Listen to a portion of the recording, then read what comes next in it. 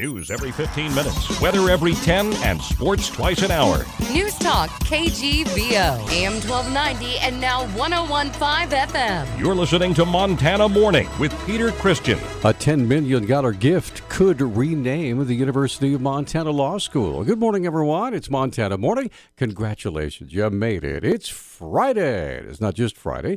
It's Friday in the gateway weekend into the summer, Memorial Day weekend. And good morning, everyone. Our newscast this morning is sponsored by Boot Barn, celebrating everyday heroes who work hard for their families. Big savings on work apparel at Boots in South Crossing.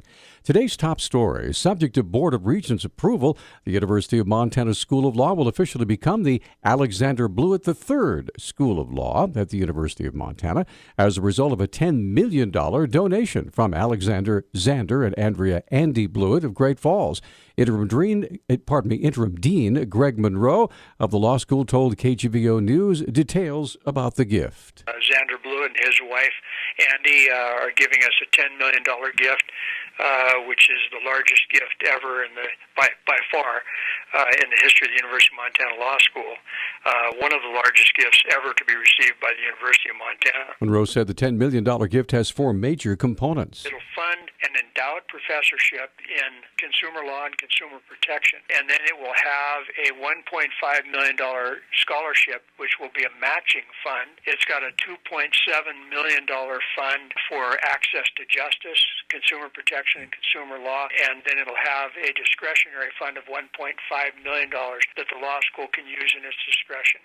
Now, in a related story, a Board of Regents member is questioning whether a proposal to rename the law school for a $10 million gift received proper public vetting. Regent Martha Sheehy said yesterday the public was not involved in the deliberations on whether to sell the school's name and for how much. Rather, she says, the proposed contract came to the board as a finished product. U of M President Royce Engstrom says negotiations were conducted in confidence to protect Blewett's identity until it was finalized. There will be a vote today. Montana's Higher Education Commissioner says tuition hikes for in-state students would have totaled 20% over the next 2 years if state lawmakers had not increased the university system's funding. The Board of Regents will vote on another 2-year tuition freeze in Kalispell. The regents have frozen the cost of in-state tuition for the last 4 years at 4-year institutions and for 8 years at 2-year institutions. Commissioner Clayton Christian says the Montana legislature funded Governor Bullock's budget request to help the university system cover its spending increases. This week, Montana Senator Steve Daines chose to stand with Rand as Kentucky Senator and presidential candidate Rand Paul engaged in a 10-hour quasi-filibuster of the U.S. Patriot Act and the NSA's bulk phone data collection program. Here's how Daines started his speech on the Senate floor. The threats to America's civil liberties and constitutional freedoms remain ever present.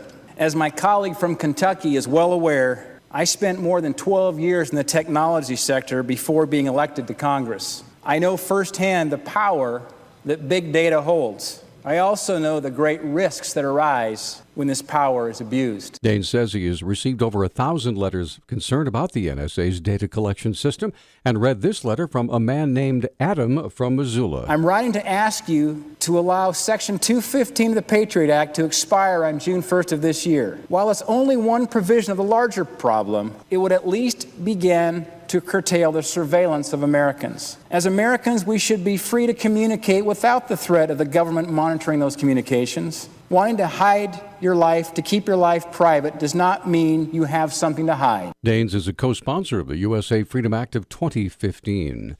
And a GOP-controlled Senate panel yesterday, Wednesday, approved a plan to permit veterans to receive information about medical marijuana from their government doctors.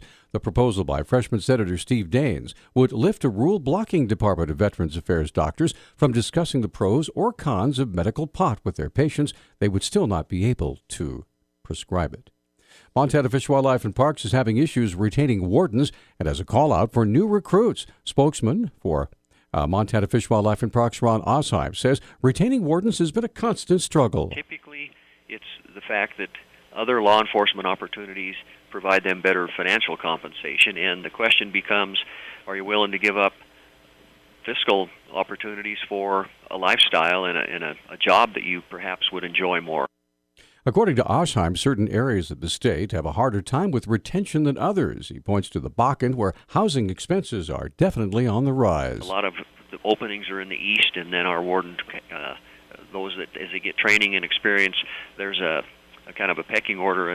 If you've got time and grade, you get first shot at some other jobs, assuming other things are equal. And so they do typically move west, so it's tougher to keep people in the east, and the duty's getting tougher out there. So far, 7 new wardens have been hired in the past 6 months, but 6 more are needed. Officials in Dawson County have released the name of a 19-year-old woman who was killed in a rollover crash after her pickup truck struck a deer west of Glendive. Assistant Coroner Tyler Seelhat told the Billings Gazette Courtney Keller of Glendive was killed in the crash about 5 a.m. Wednesday on Montana's Highway 200. The Highway Patrol said Keller was the only person in the vehicle when it hit the deer, went off the road. She was ejected. The patrol said the driver of another vehicle witnessed the crash. A Great Falls businessman is now permanently barred from conducting securities business after a judge ruled he violated the temporary order that was put in place in March. The Great Falls Tribune reports Montana Securities Commissioner Monica Lindeen filed documents saying Richard Converse told people to invest in the currencies of Iraq and Vietnam, claiming their values would skyrocket after they were reevaluated. State District Court Judge Michael Menahan also put Converse in contempt of court for continuing to sell investment contracts on foreign currency and promissory notes that guaranteed 500% return in Victoria's Financial Bank. Further involvement in the bank was also prohibited in that order. And Montana entrepreneur Sarah Calhoun, owner of Red Ants Pants in White Sulphur Springs, recently returned from a small business summit at the White House in Washington. She said even though White Sulphur Springs is considered to be extremely rural, her concerns were similar to those of business owners in much larger cities, namely tax reform. What can we do from a tax perspective, whether it's tax cuts or incentives from the government, to keep manufacturing in America to help those of us who are choosing to be made in the U.S. rather than China? And there was great applause, which was good to hear that other people are valuing that as well. And when she knew she'd be visiting the White House, Calhoun immediately began planning to introduce her line of Red Ants Pants to the nation's first gardener. That will be First Lady Michelle Obama. KGVO News asked the delicate question about what size? A lot of these things are online, amazingly. A lot of famous people have their measurements somehow. Whoever, whether it's fashion designers or whatnot, their size information is out there. So we have both a straight and a curvy cut, and we gave her the curvy cut. And now you know. Calhoun said the store is beginning a statewide campaign to advertise the Red Ants Pants Music Festival with metal cutouts of red ants in front of iconic Montana scenes. Newstalk Time 612. Newstalk, KGVO. Missoula's official weather station.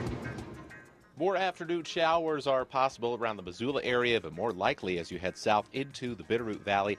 Isolated lightning strikes, too, during the afternoon with a high of 76. I'm meteorologist Matt Gray for KECI 13, your first alert station.